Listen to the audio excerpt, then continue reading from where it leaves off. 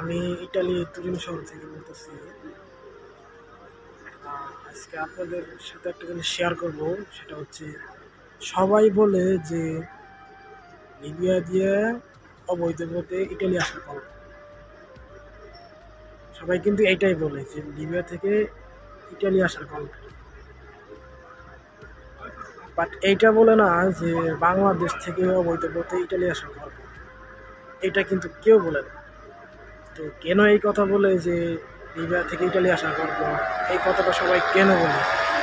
তো এই বিষয় নিয়ে আপনার সাথে কিছু শেয়ার করবো ইনশাআল্লাহ।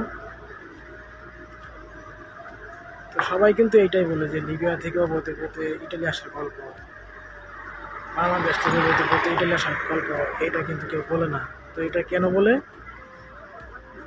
তো ভাই, বর্তমানে লিবিয়াতে পরিস্থিতি খুব খারাপ।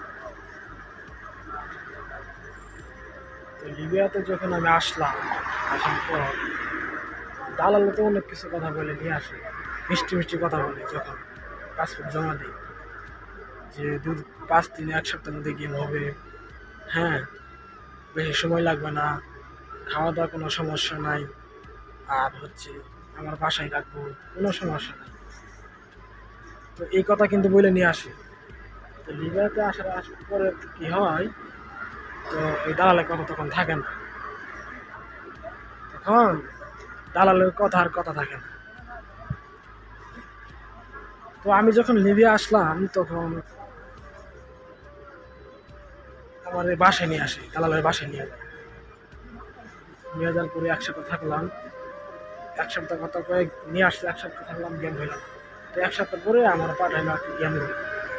তো গেম করে আসলাম, গেম করে পাঠাইছে 2 দিনের জন্য, যে 2 দিন পরে গেম হবে।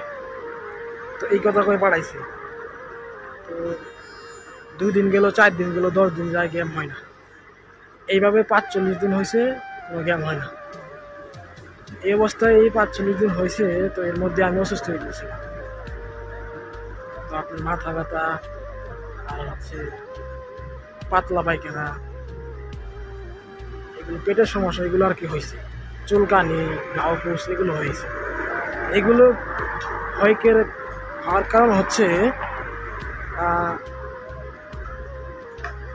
আমি যখন গেম করে আসি, গেম করে আসার আগে আমি যখন বাসায় বলে যে তোকে গেম করে নিয়ে যাবো, তখন তো আমি অনেক এক্সাইটেড, তারপরে গেম করে যাবো, ইটালি আসবো।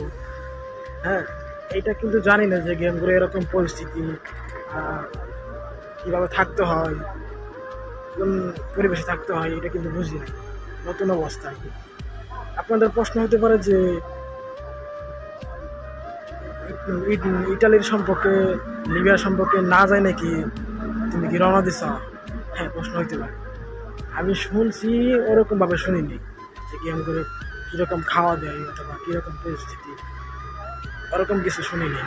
কারণ হচ্ছে ওইগুলো কিছু শুনলে তখন নিজের মধ্যে ওরকম একটা আসে, দুর্বলতা আসে। তোর ওই কথা জানো না এটা।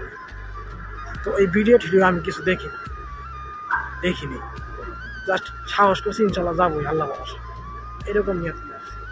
তো আসার পরে আসলে লিবিয়া না আসলে কেউ বুঝতে পারে না যে আসলে কীরকম পরিস্থিতি।